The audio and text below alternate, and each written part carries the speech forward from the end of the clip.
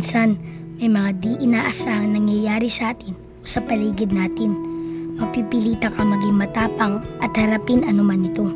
Kailangan makapag-isip ka na mabilis at ng tama para sa sarili mo at sa mga taong kasama mo. Ilang beses mo sasabihin sa sarili mo, mahalaga ang bawat desisyon at galaw mo. Sa mga oras na to, walang sino mang makakatalo sa iyo. Katulad ngayon, isang araw na magbabago ang lahat para sa akin. First day ko sa bagong school namin .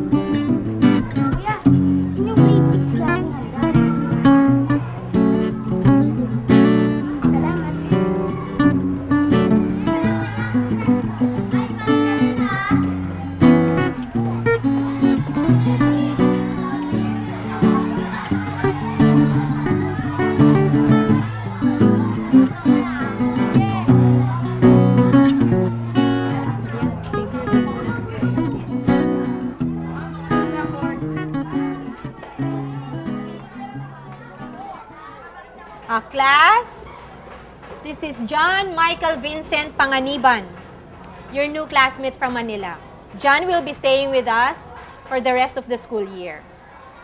John, you may take your seat na there. Bakanting upuan dun sa may likod.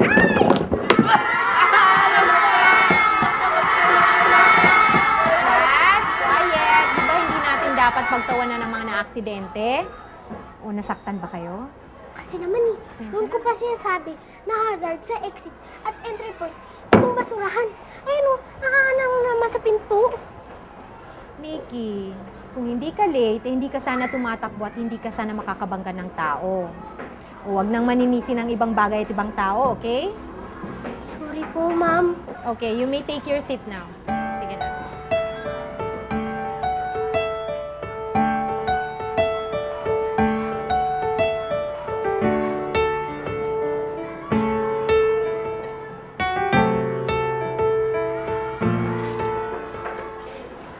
John, please stand up and tell us something about yourself.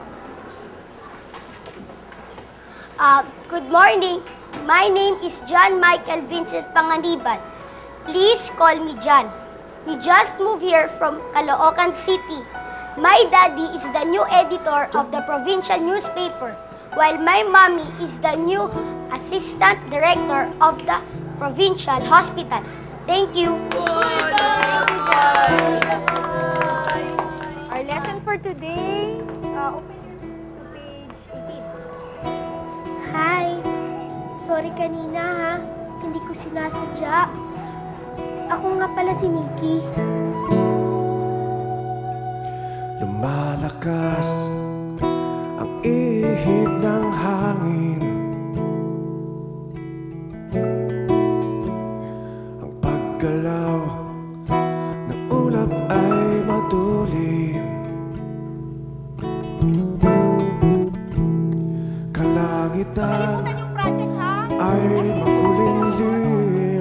Ay, yung cleaners pala. Di malaman ano ang gagawin. Pasensya ka na kanina ha. Napagtawanan ko patuloy sa unang araw mo sa klase. Ito. Para saan to? Ayan o, may sugat ka. Di ka ba nabibigatan dyan sa bag mo? Lagi ko dala itong mga gamit kong ito. Para nakahanda ako pag may nangyaring disaster. Sabi ng lolo ko, importante ang pagiging laging handa. Yung barangay hall, nasunog yun dati dahil tinamaan ng kidlat. At tinanod na rin daw ng baha ang kalahati nitong barangay. At itong eskwelahan natin, natanggalan na to ng bubong dahil sa bagyo. Bakit hindi ko yata yun nabalitaan? Kasi halos 18 taon nang hindi nakakaranas na matinding kalamidad itong mapalad. Kaya may hinang bagyo lang at saka ulan. Ganun Ano naman pala eh. Bakit mo pa kailangan dalhin mo yung mga yan? Sige. Mauna na ako. Salamat ulit Punta ako ng library. Baka magsara na eh. Manghiram ka na libro? Oo. Tara, sumama ka. Ako na. Nakakahiya. Ay mapalad ako. May isang tulad mong nakilala. Sa lahat ng oras, handang makasama.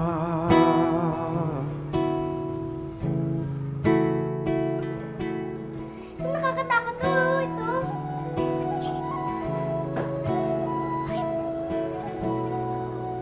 Sa gitna ng lahat ay mapalad ako. May isang tulad mong nakilala. Sa lahat ng oras, handang makasama.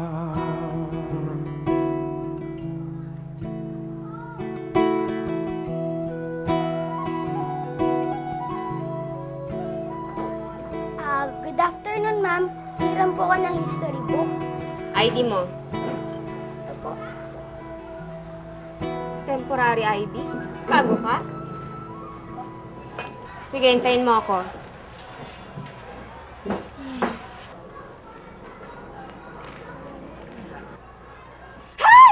Naku, naubos! Naubos po? Ang kape ko! Kape po? At ang mga borrower's cards ko. Ako, kailangan ko kumuha sa supply room. Ng borrower's card po? Ang kape ko! At ang borrower's card. Sige, hintayin mo ako dito. Sasabi? Gusto kaibigan? Magkaibigan na kayo dito sa Sir Girl.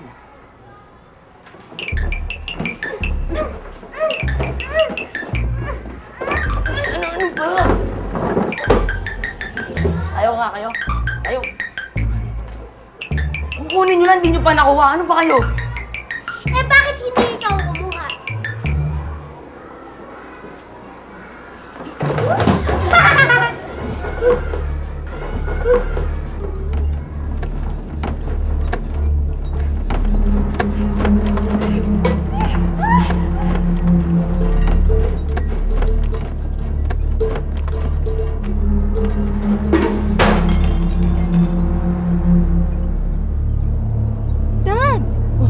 Hindi ako!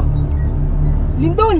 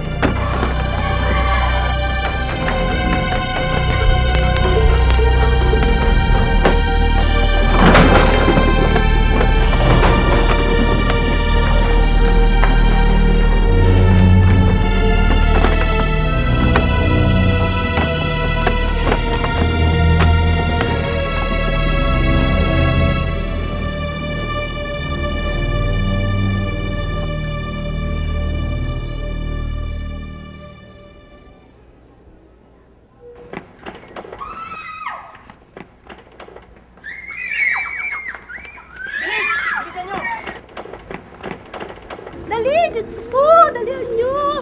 Dali! Dali isa-isa! Dalihan nyo! Doon sa open ground! Dali! Slowly lang, huwag magpapanik.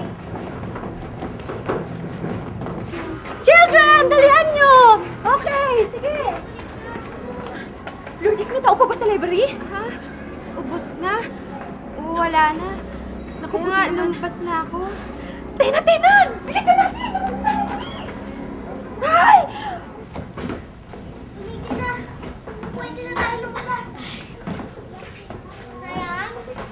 Ryan? Ryan? Uy, si Ryan, nabagsakan! Uy! Si Ryan yun! Si Ryan! Ryan? Ryan? Ryan? Ma'am? Ryan? Tulungan niya yung po. Tulungan niya yung po. Yung po. Okay ka lang ba? Ano? Kailangan natin makalabas. Ayaw bumukas! Naku, nakaipit ang pinto. Hindi tayo makakalabas. Ano gagawin natin? Mag-ingay tayo para malaman nila na nandito tayo at hindi tayo makalabas. Hindi ka pala dyan. Titignan ko yung sugat ni Ryan, ha? Halika na! Ay! Nandito kami sa library! Ay!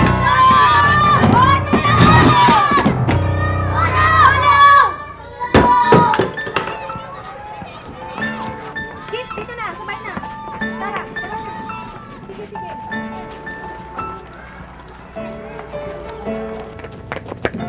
Narito po ang official statement from Feebolgs. An earthquake of magnitude 7.1 hit the eastern part of the country at 4:17 p.m. Considering the magnitude of this earthquake, we expect damages near the epicenter and there may be possible aftershocks.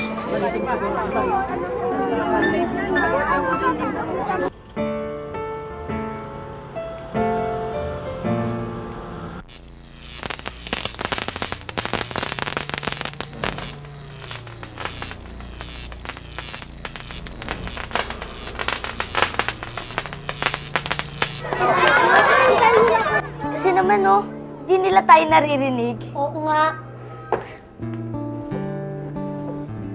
Kasi naman yung mga bookshelves, hanggang ngayon, walang brace o nakatali man lang sa dingding. Tapos, yung mga mabibigat na bagay na nasa tuktok ng cabinet. Naku. Ano ba? Huwag ka nga gumalaw. Baka mahilo ka niyan eh. Ano bang alam mo? Doktor ka ba? Bakit ba gusto umalis dito? Tapos na yung lindol. Maghintay na lang tayo. Kailangan natin makalabas agad. Hindi ko kayo gustong takutin. Pero kadalasan, may malakas na aftershock ang lindol. Kaya delikado pa rin tayo dito, no? Ano ba pinagsasabi mo? Hindi totoo yan. Wag ho kayong magkatalo. Para ginagawa ho namin ang lahat para maayos ito. Bawal mga bata. Relax lang naman yan. Ganito, sandali lang, mga magulang. Wag ho tayong magkagulo. Alam na natin yung nasundo natin, ha? Saka ko kayo sasamahin. Si John Michael Vincent Panganiban po. Yung bagong estudyante po dito, nakita niyo po ba? Ayan po, nakita niyo po ba siya? Yung alaga ko. Ito na lang po ang mga batang hindi pa nasusundo ng mga magulang nila.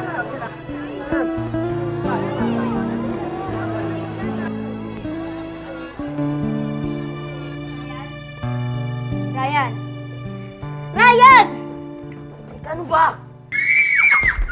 Nasusunog ang HE! Ay, sila susunog! Ano gagawin natin? Hoy, ano ba? Kumilos kayo, nasusunog ang HE! Tumayo nga kayo! Ano ba? Sandali! Kailangan nila makita na may tao dito. Kaya humanap kayo ng puting basano, pamunas. Bilis! Humanap kayo! O, sige! Bilisin mo! Sa bintana! Sige!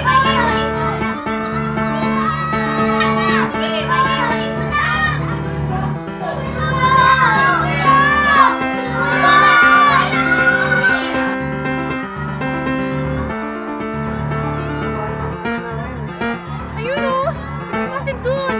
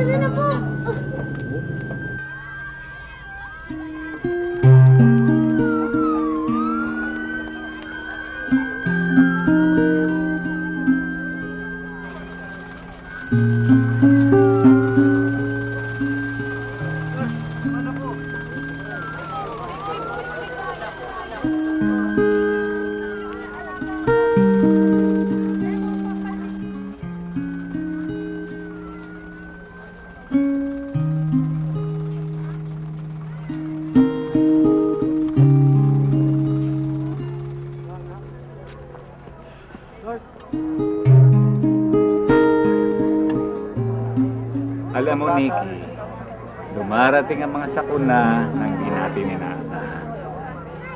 Kapag matagal nang walang nangyayaring masama, pareho nito, nakakalimutan ng mga tao ang paghahanda. Nagiging kampante sila. Tayo. Lagi po tayo nakahanda. Correct.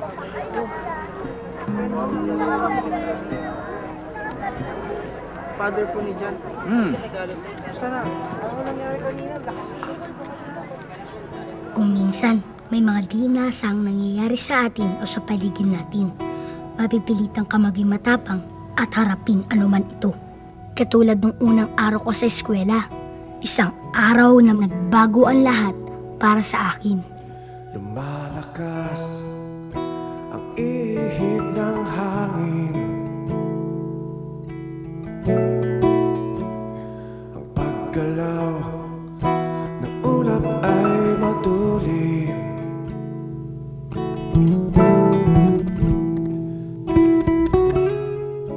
Mahalagang malaman natin kung ano ang dapat gawin bago may maganap na lindol, habang nagaganap ang lindol, at pagkatapos maganap ang lindol. Huwag maglalagay ng mabibigat at babasaging gamit sa matataas na lugar. Lagyan din ng brace o kaya ay itali ang mga aparador, cabinet at iba pang pwedeng tumumba o bumagsak. Alamin ang mga emergency exits ng building. At ang pinakamaganda, kung maghahanda kayo ng isang survival kit sa inyong mga bahay, classroom o opisina. Habang may lindol, tandaan ang duck, cover, and hold. Yumuko, magtago at humawak. Yumuko, protektahan ang inyong ulo. Magtago sa ilalim ng matibay na mesa o anumang bagay na hindi kaagad nasisira. At kumapit sa matibay na hawakan para hindi matumba.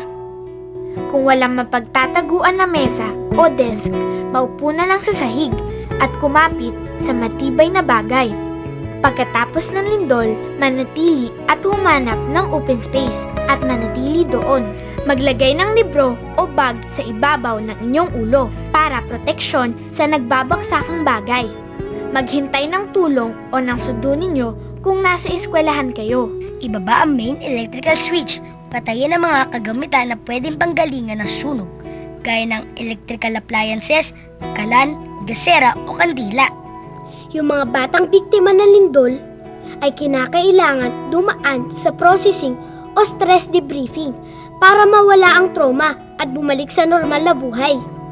At para sa karagdagang impormasyon, tumawag kayo sa mga sangay ng pamahalaan kagaya ng PHIVOLCS, Philippine National Red Cross, at ang OCD and DCC. At laging tandaan, kay may bagyo, lindol, buhawi o baha, walang disaster sa taong nakanda. May isang tulad mong nakilala sa lahat ng oras, handang makasama.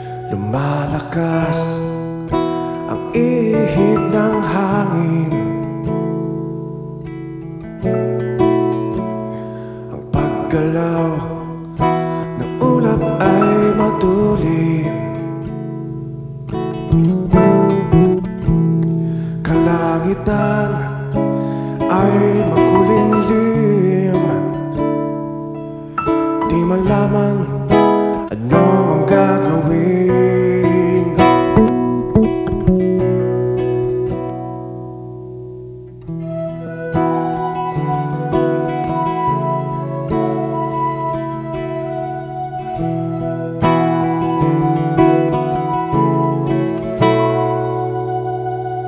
Nagbabanta yung mayanig ang lupa,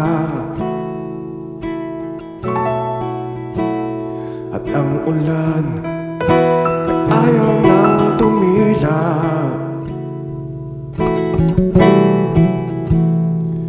Mga aninong sumusunod sa akin, kadilimang dapat na harapin.